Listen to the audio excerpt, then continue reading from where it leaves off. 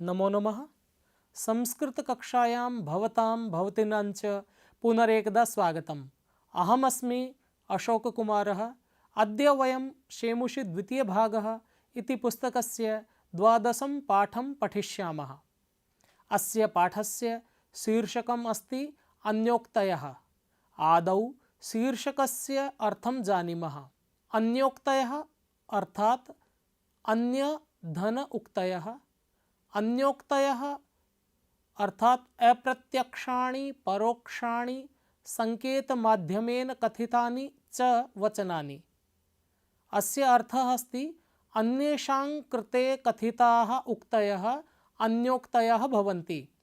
अन्योक्तयः इति पदम् इकारान्तस्य स्त्रीलिङ्गस्य अन्योक्तिः इति शब्दस्य प्रथमाविभक्तेः बहुवचनान्तरूपम् इति।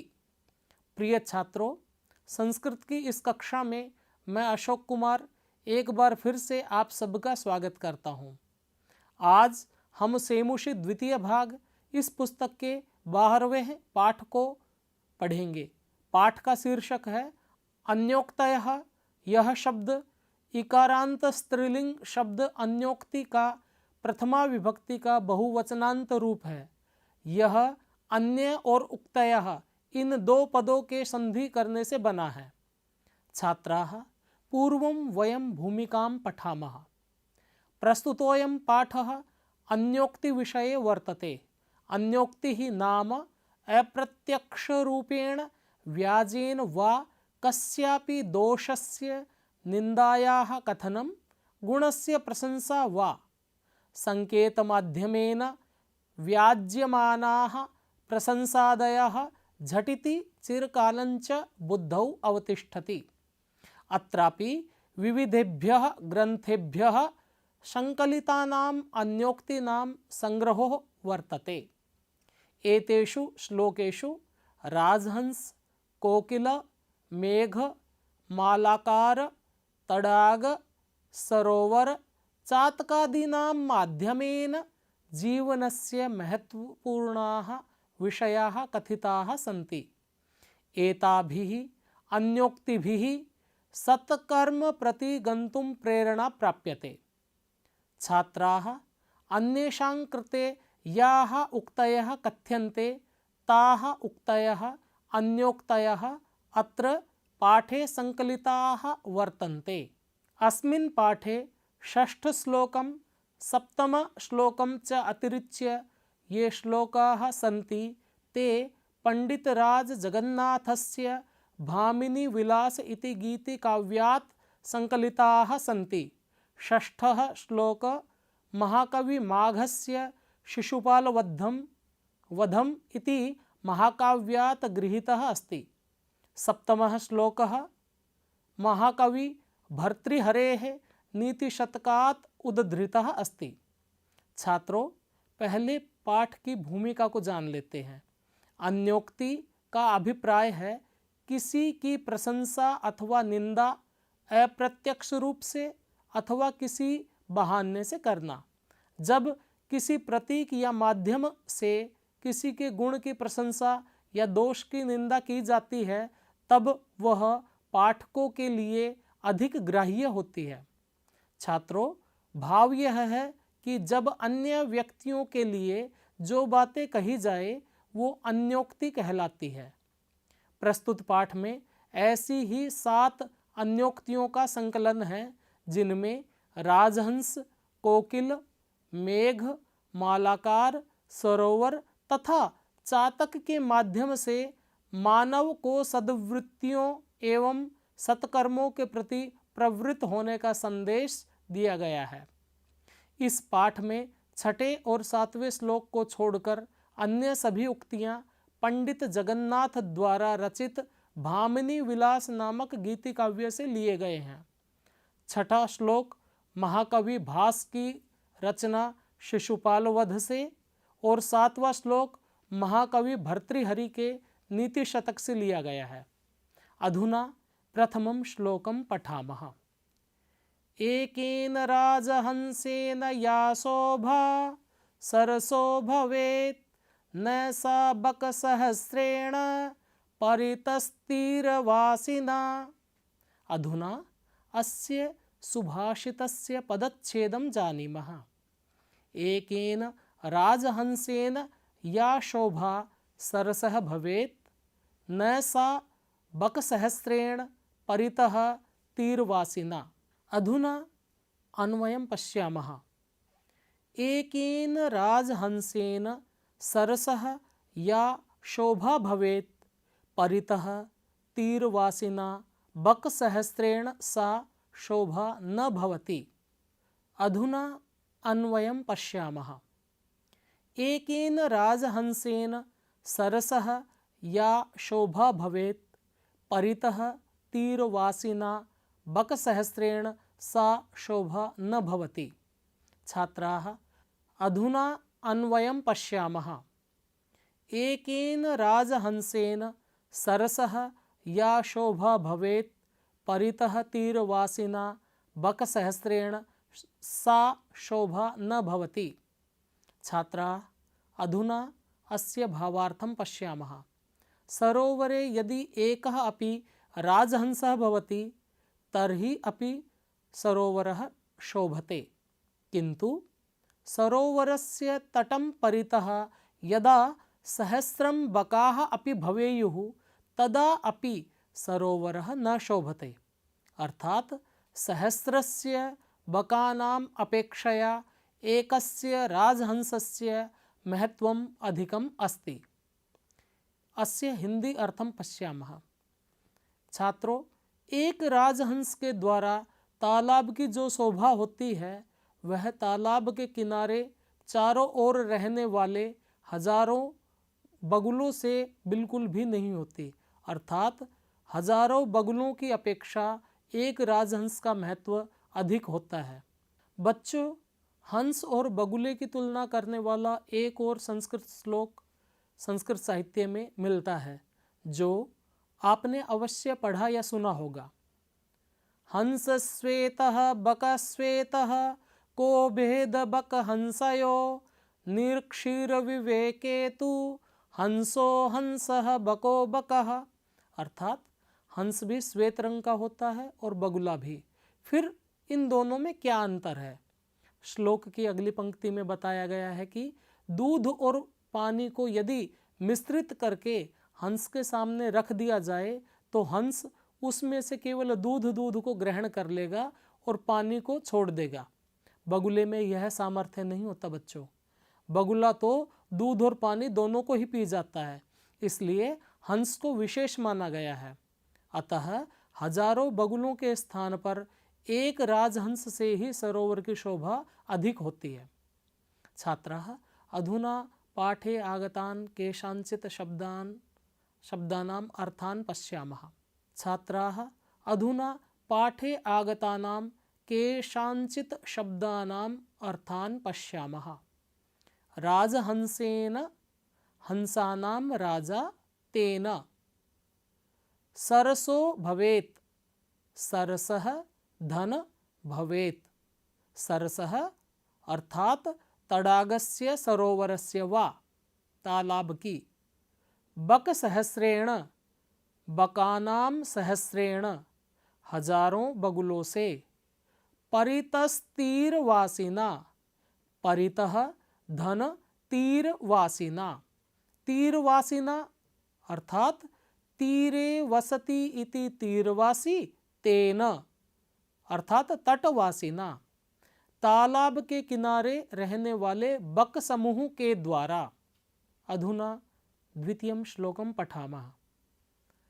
भुक्ता मृणालपटली भवता निपीता, न्यम्बूनि यत्र नलिनानि निषेवितानि, हे राजहंस वदतस्य सरोवरस्य, कृत्येन केन भवितासि कृतोपकारः, कृत्येन केन भवितासि कृतोपकारः। अधुना अस्य पदच्छेदं पश्यामः।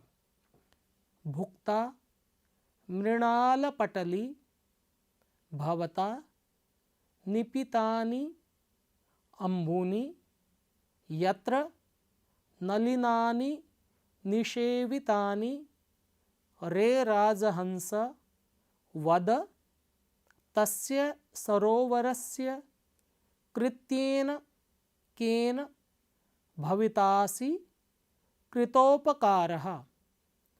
अधुना अन्वयं पश्यामः। यत्र भवता मृणालपटली भुक्ता अम्बूनि निपीतानि नलिनानि निषेवितानि रे राजहंस तस्य सरोवरस्य केन कृत्येन कृतोपकारः भविता असि वद। अधुना अस्य भावार्थं पश्यामः। हे राजहंस, भवान् यस्य सरोवरस्य कमलनालसमूहं खादितवान्, सम्पूर्णं जलं पीतवान्, कमलानि च सेवितवान्, अर्थात् सः सरोवरः भवतः कृते बहु किमपि कृतवान्। अधुना वद, भवान् तस्य उपकारस्य प्रत्यर्पणं कथं करिष्यति इति कथयतु। हिन्द्यर्थः, हे राजहंस, जहाँ तुम्हारे द्वारा कमल नालों के समूह को खाया गया है, जिस सरोवर का पानी पिया गया, कमलों का सेवन किया गया, उस सरोवर का किस कार्य से प्रत्युपकार करोगे यह बताइए। अर्थात छात्रों, इसमें कहा गया है कि हंस, तुमने सरोवर के कमलनाल खाए हैं, सरोवर का पानी पिया है, सरोवर ने तुम पर बहुत सारा उपकार किया है। अब अपने कौन से कार्य से, किस तरह से इस उपकार का बदला आप चुकाओगे। शब्दार्थः भुक्ता खादिता। अत्र त प्रत्यय अस्ति छात्रः। मृणालपटली, मृणालानां पटली, षष्ठी तत्पुरुष समासः। कमलनाल समूह, कमलनालों का समूह। निपात्यन्यम्बुनि, निपीतानि धन अम्बुनि, निपीतानि निःशेषेण पीतानि, भली भांति पिए गए। अम्बुनि जलानि, जल। नलिनानि कमलानि, कमल। निषेवितानि सेवितानि, सेवन किए गए। कृतोपकारः, कृतः उपकारः येन सह बहुब्रीहि समासः, उपकार करने वाला। कृत्येन कार्येण, कार्य से। भविता भविष्यति, होगा। अधुना तृतीयं श्लोकं पठामः। तोयैरल्पैरपि करुणया भीमभानौ निदाघे मालाकारव्ययरची भवता यातरोरस्य पुष्टिः सा किं शक्या जनयितुमिह प्रावृषेण्येन वारां धारासारानपि विकिरता विश्वतो वारिदेन। अधुना पदच्छेदं पश्यामः। तोयैः अल्पैः अपि करुणया भीमभानौ निदाघे मालाकार व्यरचि भवता यातरोः अस्य पुष्टिः सा किं शक्या जनयितुम् इह प्रावृष्येण वारां धारासारान् अपि विकिरता विश्वतः वारिदेन। छात्रा, अस्य श्लोकस्य अधुना अन्वयं पश्यामः। हे मालाकार, भीमभानौ निदाघे अल्पैः तोयैः अपि भवता करुणया अस्य तरोः या पुष्टिः व्यरचि वारां प्रावृष्येण विश्वतः धारासरान् अपि विकिरता वारिदेन इह जनयितुं सा पुष्टि किं शक्या। अधुना अस्य भावार्थं पश्यामः। अत्यधिके ग्रीष्मकाले वृक्षः स्वल्पं जलं प्राप्नोति चेत् अपि तस्य वृद्धिः भवति, किन्तु वर्षाकाले यदा जलस्य आवश्यकता न भवति तदा वृक्षाय यदि अत्यधिकं जलं दद्मः तर्हि तेन जलदानेन किमपि प्रयोजनं न अस्ति। अर्थात आवश्यकता काले मनुष्यस्य कृतस्य साहाय्यस्य महत्वम् एव अत्यधिकम् अस्ति। हिन्द्यर्थः, हे माली, इस ग्रीष्मकाल की भयंकर गर्मी में थोड़े से जल से ही आपके द्वारा करुणापूर्वक इस वृक्ष का जो संवर्धन किया गया है, क्या वर्षाकालीन जल के चारों ओर से धाराओं के बरसाते हुए बादलों के द्वारा यह संवर्धन, यह पोषण संभव है? भाव यह है कि आवश्यकता के समय की गई सहायता का महत्व अधिक होता है छात्रों। व्यक्ति उसी के प्रति ही कृतज्ञ होता है।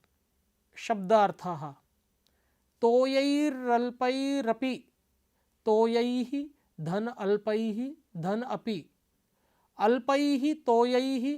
अत्र छात्राः अल्पैः इति पदं तोयैः इति पदस्य विशेषणम् अस्ति, अर्थात थोड़े से जल के द्वारा।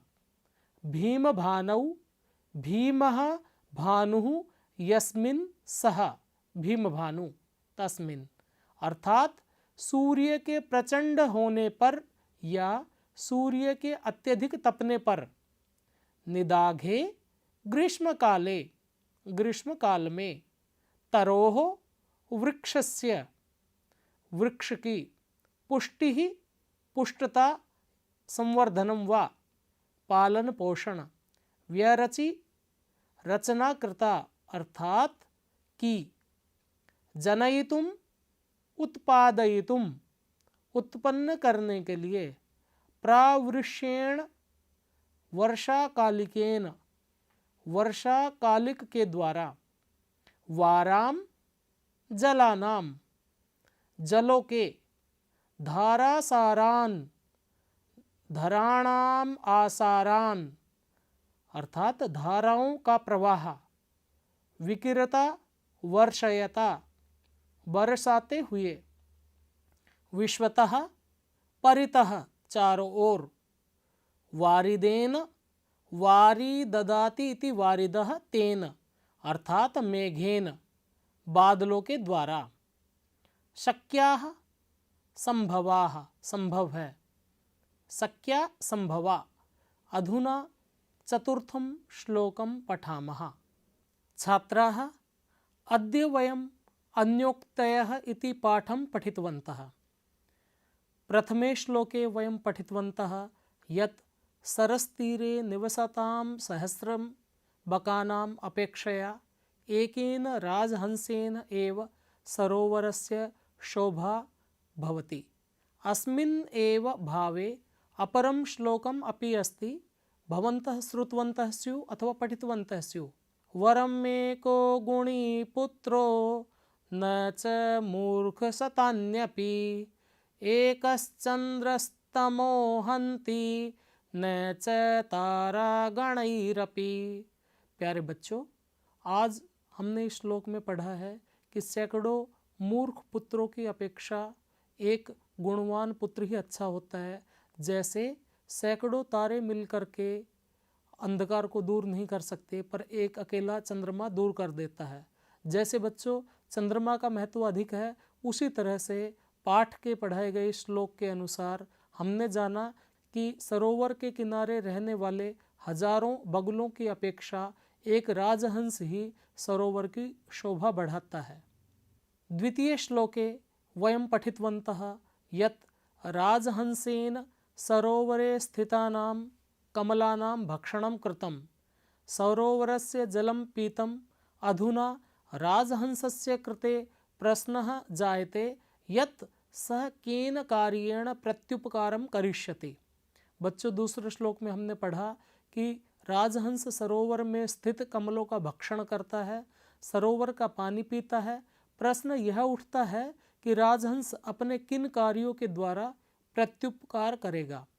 बच्चों, हम भी समाज में रहते हैं, समाज हमें बहुत कुछ देता है, बदले में हम समाज को क्या दे सकते हैं, अपने किन कार्य से समाज का प्रत्युपकार कर सकते हैं, यह सोचने का विषय है। तृतीय श्लोके अस्माभिः पठितं यत् ग्रीष्मकाले स्वल्पम् अपि जलं वृक्षस्य जीवनं रक्षति तं पोषयति। किं वर्षाकाले यद् महता प्रमाणेन वृष्टिः भवति तदा किं तस्य महत्वं न्यूनीकर्तुं शक्नोति। छात्रों, तीसरे श्लोक में हमने पढ़ा कि माली के द्वारा भयंकर ग्रीष्म काल में थोड़े से पानी के द्वारा वृक्ष की जिस तरह से पुष्टि की जाती है, उसका पोषण किया जाता है, उसका महत्व वर्षा ऋतु में निरंतर बहता हुआ पानी कम नहीं कर सकता। छात्राः, अद्य वयम् एतावन्तम् एव अंशं पठिष्यामः। अग्रे नूतनं ज्ञानवर्धकं विषयं स्वीकृत्य पुनः आगमिष्यामि। भवेत् तावत् सुखं मंगलम्। धन्यवादः।